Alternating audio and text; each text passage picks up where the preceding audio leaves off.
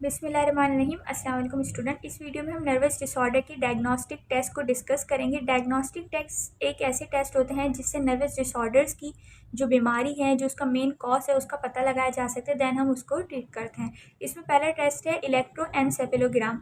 इलेक्ट्रोएन्सेफेलोग्राम एक ऐसा टेस्ट है जिसमें न्यूरो इमेजिंग टेस्ट होता है। जिसमें क्या होता है, अगर इस टेस्ट की अगर हम बात करें, इस टेस्ट में क्या होता है, पेशेंट का जो हेड है, हेड यानी स्काल्प पर इलेक्ट्रोड्स लगाए जाते हैं और ये इलेक्ट्रोड्स एक कंप्यूटर के जरिए कनेक्ट होते हैं। तो इस दौरान क्या होता है, ये इलेक्ट्रोड्स क्या करते हैं, ब्रेन के अंदर जो एक्टिविटी हो रही है उसको यहाँ पर वेव्स के जरिए शो करवाते हैं। अब ये वेव्स को जो है पढ़कर फिर देखा जाता है कि आया ब्रेन सही काम कर रहा है या नहीं। अब ये वेव्स किस तरह से बन रही हैं, ये इलेक्ट्रोड्स किस तरह से काम कर रहे हैं, ये इस तरह से काम कर रहे हैं। हमारे ब्रेन के अंदर होते हैं न्यूरॉन्स और उन न्यूरॉन्स का काम होता है इलेक्ट्रिसिटी की फॉर्म में मैसेज को ट्रांसफ़र करना, और वो उस इलेक्ट्रिसिटी की वजह से जो होता है यहाँ पर जो है वेव्स बनना स्टार्ट हो जाती हैं। ये एक न्यूरो इमेजिंग टेस्ट है जो क्या करता है, डिटेक्ट करता है और रिकॉर्ड करता है हर इलेक्ट्रिकल एक्टिविटी को जो ब्रेन के अंदर हो रही है। किस तरह से बहुत सारे इलेक्ट्रोड्स लगाए जाते हैं, लार्ज होते हैं, फ्लैट इलेक्ट्रोड्स होते हैं जो कहाँ पर होते हैं, स्किन या स्काल पर लगाए जाते हैं। अच्छा, उसके बाद क्या होता है, ये एक चार्ट जो है मशीन पर आ जाता है जिसको एनसेफेलोग्राम कहते हैं, जिसके ज़रिए क्या होता है कि ब्रेन की जो वेव्स होती हैं वो यहाँ पर दिखाई जाती हैं। जो ब्रेन की वेव्स होती हैं वो वेरी करती हैं, चेंज होती रहती हैं, फ्रीक्वेंसी और एम्पलीट्यूड। फ्रीक्वेंसी का मतलब होता है कि 1 मिनट के अंदर कितनी वेव्स बनी या 1 सेकंड के अंदर कितनी वेव्स बनी। इसी तरह एम्पलीट्यूड का मतलब होता है कि वेव्स के बारे में बताया जाता है कि एक वेव ने कितना डिस्टेंस कवर किया, देन वो जाकर वहाँ से कर्व हो रही है। अब ये इलेक्ट्रोड्स हैं, इन इलेक्ट्रोड्स का क्या काम होता है, जब ये ब्रेन पर लगाए जाते हैं, ब्रेन के कहाँ लगाते हैं, स्काल्प पर लगाते हैं। अब ये स्काल्प पर जब ये इलेक्ट्रोड अटैच हो जाते हैं तो इनका काम होता है ब्रेन के अंदर जो भी इलेक्ट्रिकल एक्टिविटी हो रही है उसको डिटेक्ट करना, देन कंप्यूटर पर उसकी जो है पूरा चार्ट बनकर आ जाता है। अब ब्रेन के अंदर जो इलेक्ट्रिसिटी आती है वो आयंस की वजह से आती है, जो कि मेन कॉमन आयन है सोडियम आयन। अब जो हमारे न्यूरॉन्स होते हैं वो न्यूरॉन किस तरह से काम करते हैं, न्यूरॉन के अंदर जनरेट होता है एक्शन पोटेंशियल। एक्शन पोटेंशियल का मतलब होता है टेम्पोररी जो है ऑल्ट्रेशन आ जाती है चार्ज ऑफ मेम्ब्रेन के अंदर। जो भी न्यूरॉन की मेम्ब्रेन होती है जिसको हम क्या कहते हैं, न्यूरोलिमा, इसके ऊपर क्या होते हैं, चार्जेस चैनल्स होते हैं, सोडियम चैनल होते हैं और पोटेशियम चैनल होते हैं।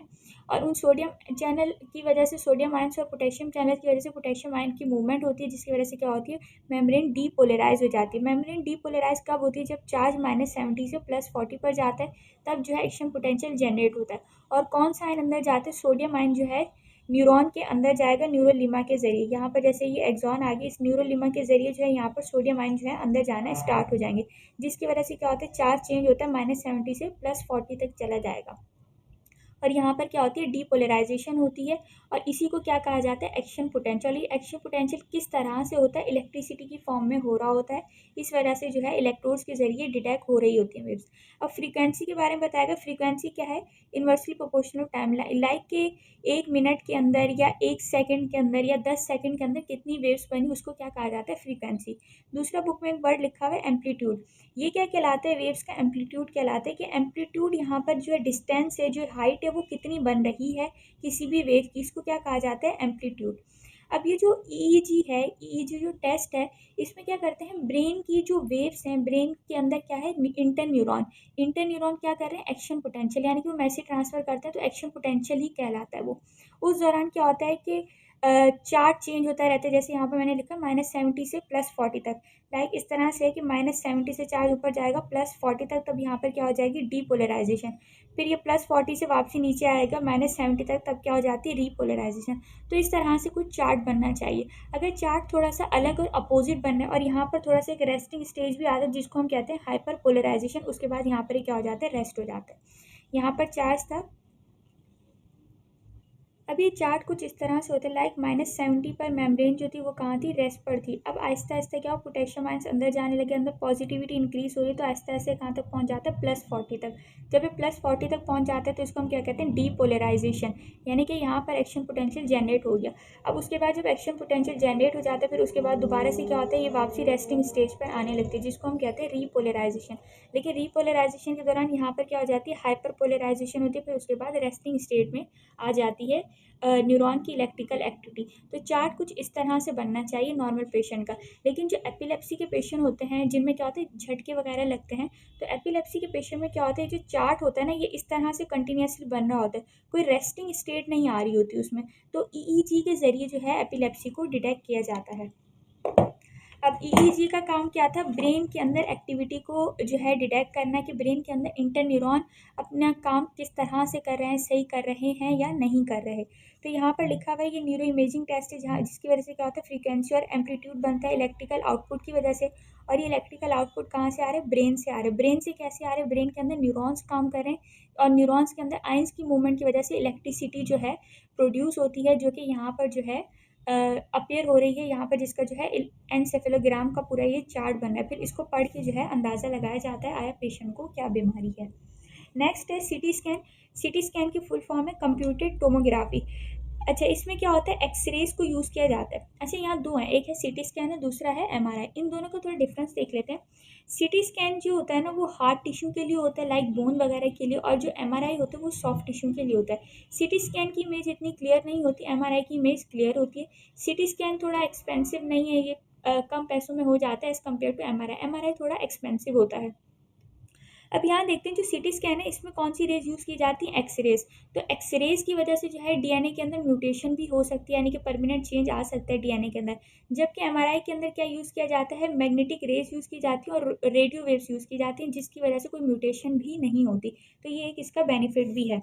अच्छा, यहाँ लिखा हुआ है कि इमेजिंग प्रोसीजर है, एक्सरे इमेजिंग प्रोसीजर, जिसमें क्या होता है, एक्सरे बीम जो होती है रोटेट करती है अराउंड द बॉडी। लाइक ये बेड है, ये बेड इसके अंदर जाता है और इसमें से क्या होती है, एक्सरे रेज जो होती हैं इस बॉडी के इर्द गिर्द मूव करती रहती हैं, जिसकी वजह से क्या होती है, कौन सी इमेजेस बनती हैं, क्रॉस सेक्शनल इमेजेस और स्लाइस बनते हैं, यानी कि पूरा 360 डिग्री पर पूरी बॉडी की इमेज बनना स्टार्ट हो जाती है। और उन इमेजेस को क्या कहा जाता है, टोमोग्राफिक इमेज। इस वजह से इसका नाम रखा है कंप्यूटेड टोमोग्राफी, जिसकी वजह से क्या होता है, डिटेल इन्फॉर्मेशन और बहुत अच्छी सी इमेज आ जाती है देन एक्सरे। अगर हम एक्सरे की बात करें ना, एक्सरे का एक ही व्यू आता है, लाइक एक व्यू सामने का आएगा।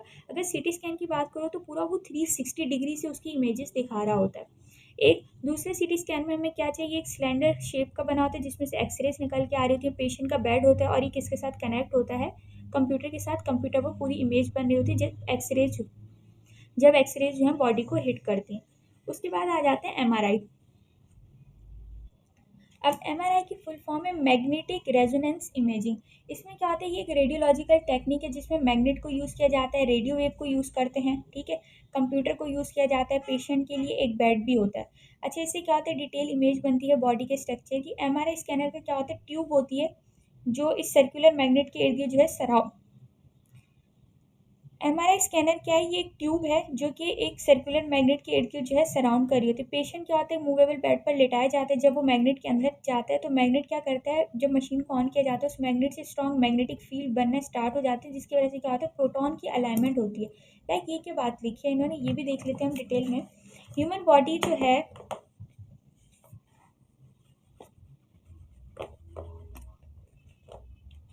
अगर हम बात करें ह्यूमन बॉडी की, ह्यूमन बॉडी के अंदर 70% क्या पाया जाता है, वाटर।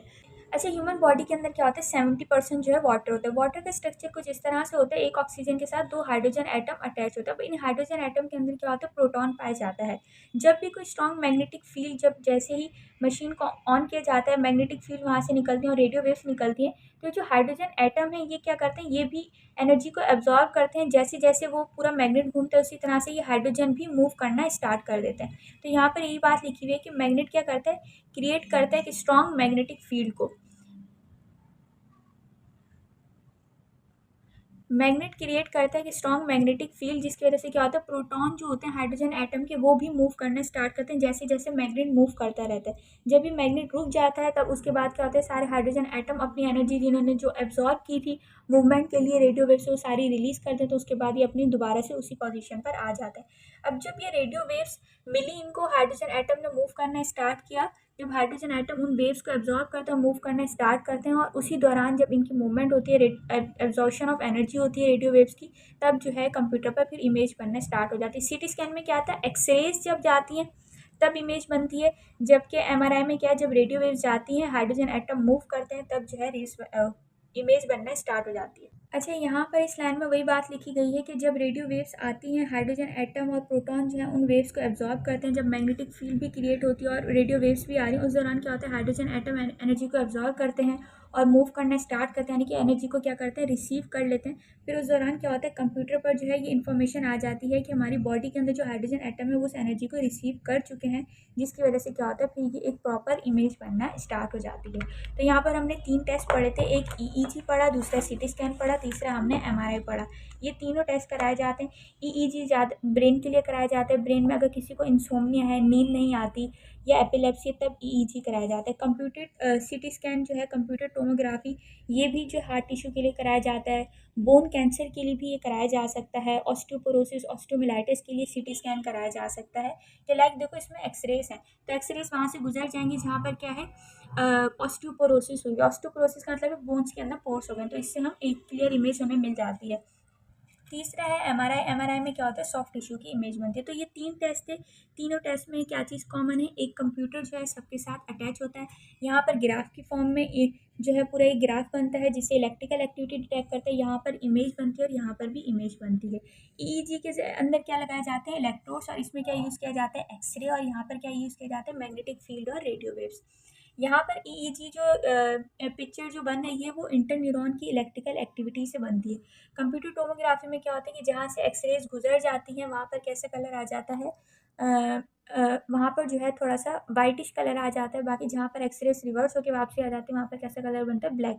अब यहाँ पर क्या है, जो इमेज बनी है वो किस तरह से बनी है, हमारी बॉडी के अंदर जो वाटर के मॉलिक्यूल है उनके अंदर जो हाइड्रोजन एटम है वो एनर्जी को एब्जॉर्ब करते हैं और मूवमेंट स्टार्ट कर देते हैं, जिसकी वजह से क्या बनती है, एक प्रॉपर इमेज। ये 3 टेस्ट थे नर्वस डिसऑर्डर के। तो ये चैप्टर कंप्लीट हो चुका है। नर्व इम्पल्स मैंने नहीं पढ़ाया अभी फ़िलहाल, लेकिन मैं बाद में अपलोड कर दूंगी क्योंकि रिड्यूस सिलेबस में नर्व इम्पल्स का टॉपिक फ़िलहाल हटा दिया गया। बाकी अगर इस चैप्टर से रिलेटेड कोई भी सवाल हो तो आप लोग कमेंट सेक्शन में पूछ सकते हैं।